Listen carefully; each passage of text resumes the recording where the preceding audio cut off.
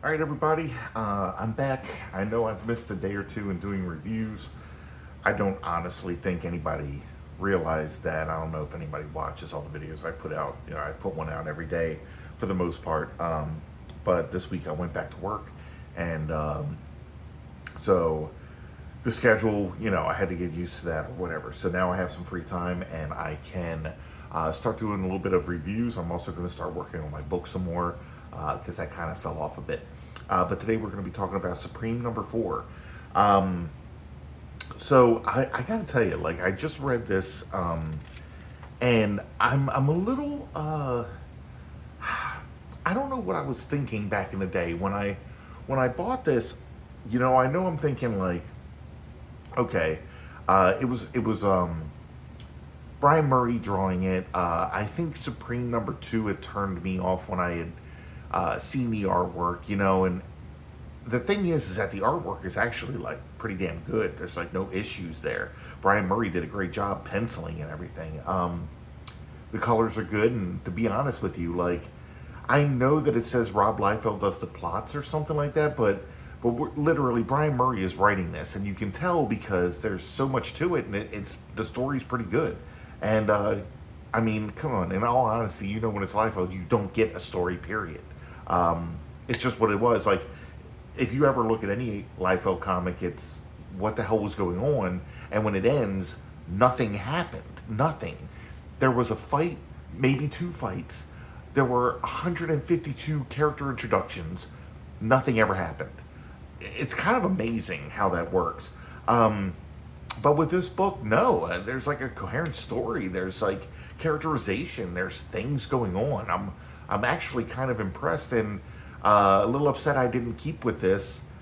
Back in '93 or whatever when it came out. Yeah, I should have kept reading it, but I think I gave up after issue 2 and never collected anymore. And now I'm reading this for the first time, and I'm enjoying it. So basically, what it's saying right here is we're picking up from where Supreme number 3 left off, and it says here the story so far. Earlier this morning, Supreme confronted an army of terrorists at Washington, D.C.'s Dulles International Airport, resulting in a swift and brutal display of justice that left dozens of them either injured or dead. So, yeah, there was a hostage situation at Dulles Airport. Supreme did not wait for anybody because, I mean, okay, there are flaws with the story, right? Because Supreme gets made the leader of heavy metal, okay? And they send them in to do this terrorist thing. And this has always been like the question of like the Justice League. If you have Superman, why do you even have the rest of the team? Superman can literally do everything. So we're in that boat here with Supreme, and he goes there and he's not going to listen to whoever this other commander is or whatever. He's Supreme. He's going to do what he wants to do. So he basically just burst in there and destroyed everybody, and then he heard something in space. But so I'll just continue this because that'll tell you. It says now though all that is millions of miles behind him as he soars in a battle against the greatest evil he has ever faced, a harbinger of destruction known only as Chrome. The name does not instill any fear. Chrome, okay.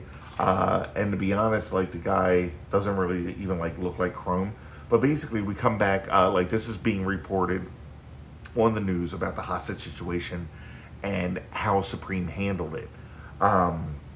We have heavy metal here watching what's going on, and apparently Temple comes in, and Temple, who's the head of Gate International, he's extremely upset at the way this is handled. But what is wilder is so Decibel here is the one in command of heavy metal, okay?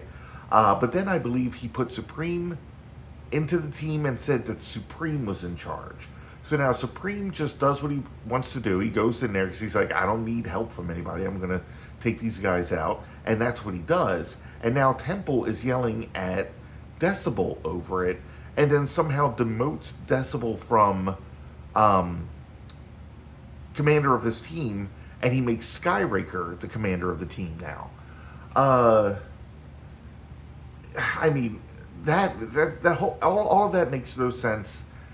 There's nothing there that it's like it's kind of some drama to put in just for drama. You know what I mean? Uh, there's no logical reasoning behind any of these decisions with a lot of these characters. So, of course, this explosion takes place here, and Temple is like, Decibel, go check this out and take care of whatever's going on, and blah, blah, blah. Or, I'm sorry, not Decibel, but Skyraker. And then he says that he wants Decibel to follow Skyraker's lead. Now, can we predict what's going to happen? This is, in the end, a Rob Liefeld book. And has anybody ever followed any kind of orders or followed any kind of plan or procedure or anything in a Liefeld comic? That's never happened, so it won't happen here either, okay? So those are the flaws that come in with this. And I think Brian Murray just tries to basically work with what he's given. But Supreme flies up to meet Chrome, who is standing here in a weird pose doing whatever. And Chrome puts up a force field, and he's like, Supreme's like, this force field isn't going to stop me. We've done this before. And this guy's like, right, but this force field has had I've added multi-dimensional phase shifters capable of warping your molecules across 16 dimensions. I gotta be honest, I think all that stuff's kind of cool. Put more of that in there. Like I feel like that's Brian Murray, because there's like, he explains some things or adds something to it and everything. He's the guy who's scripting the book, so that's definitely him, okay? So I just like those ideas. This energy or whatever is crashing down. So actually, yeah, this guy comes falling down onto Earth here, and this is Chrome.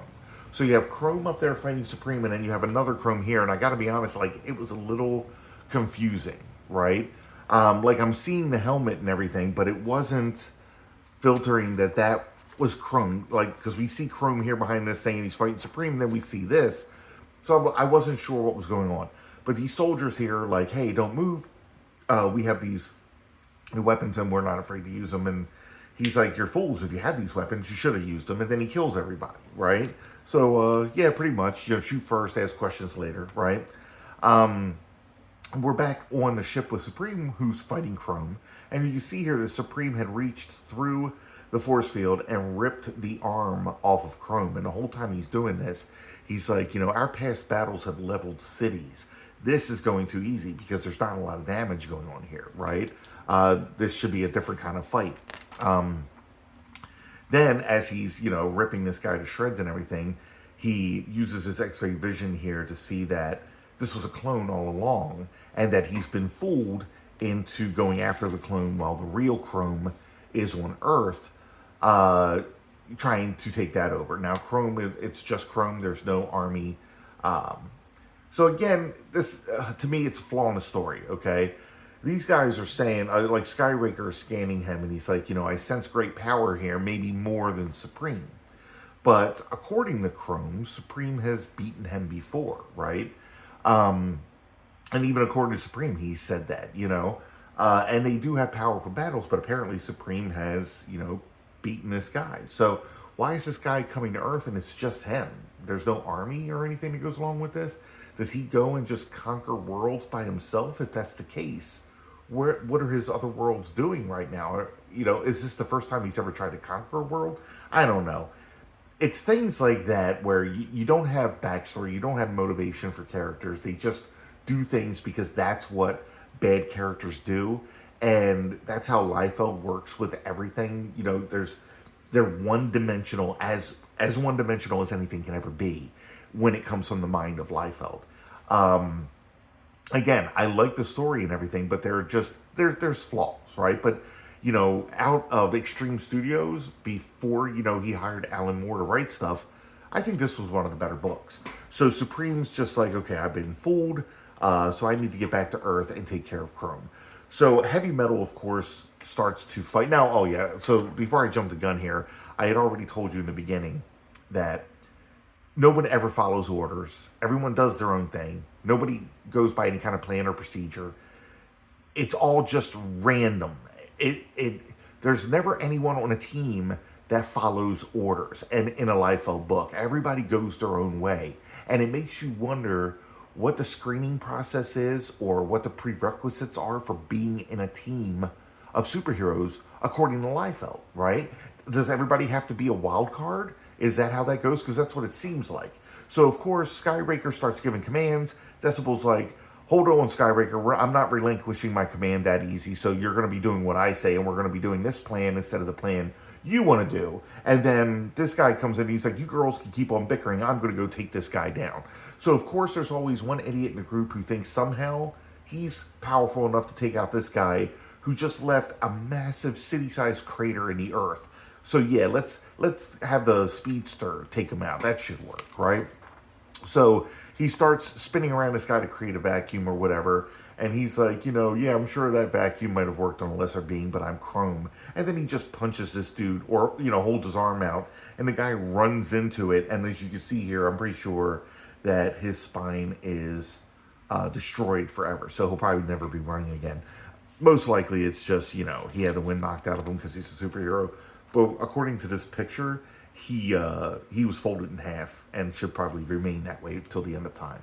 Skybreaker goes in and apparently he's using some wild sword, and this guy's like, oh, that's a Coven blade, and it's such a rare and precious treasure. How fitting that it should be your abattoir. So he takes the blade from him. I don't know, because like it looks like he grabs the blade and he looks like he goes to fight, but he still has a blade.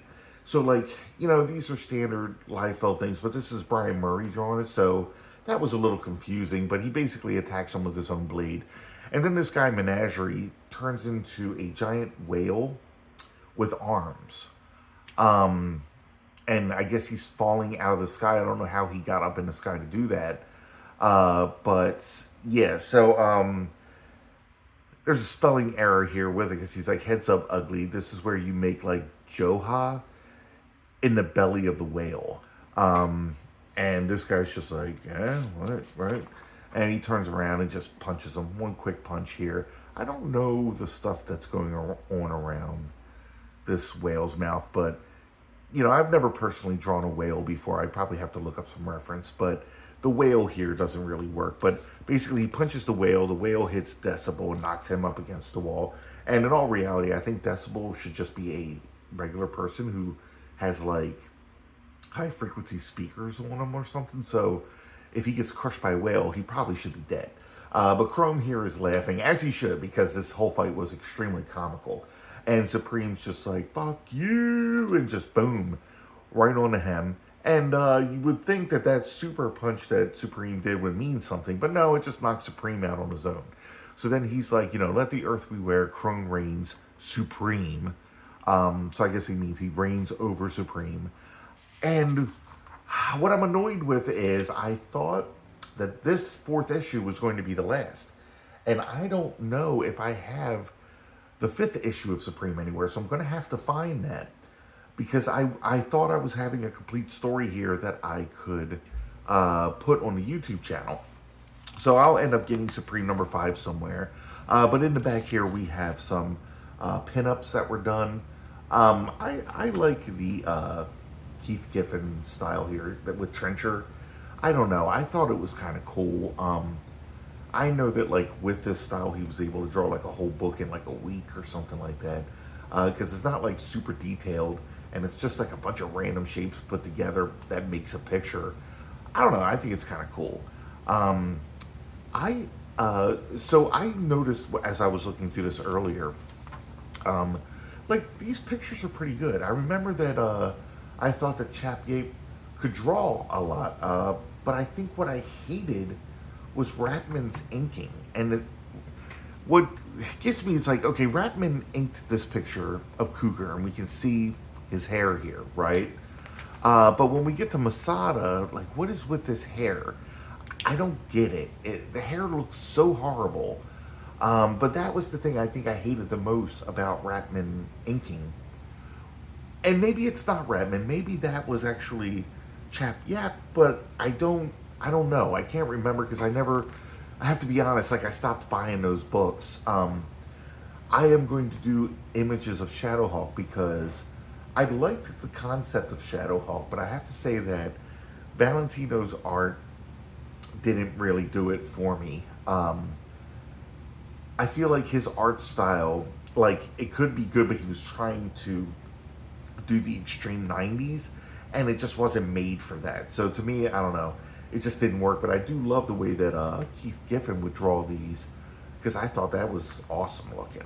And I am going to do Spawn. I have like a bunch of the Spawn comics. I just have to dig them out of storage, and I'll do that. But anyway, guys, this was Supreme number 4. So apparently it's not the end. And I will continue on with the story. So I want to thank you guys for watching, and I want to thank everybody who has subscribed to my channel. It's awesome. You don't know how much that means to me, because I really thought that nobody would be interested in what I'm like doing with this. So it's awesome that I have some people who are enjoying it. If you did enjoy this, please hit the like button, because it helps my channel grow. And I'm a comic book artist trying to get his name out there. If you would like to see more, hit subscribe, because like I said, for the most part, I'm putting out a new video every day. All right. So again, thanks for watching. See you next time.